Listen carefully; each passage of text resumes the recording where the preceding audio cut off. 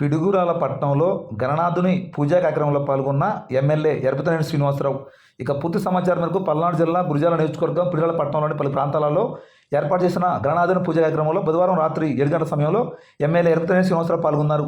ఈ కార్యక్రమంలో భాగంగా ఎమ్మెల్యే ఎరపతినేని శ్రీనివాసరావు మాట్లాడుతూ కులమత భేదాలు లేకుండా అందరూ కలిసి వినాయక చవితి ఉత్సవాలను ఘనంగా జరుపుకోవాలన్నారు.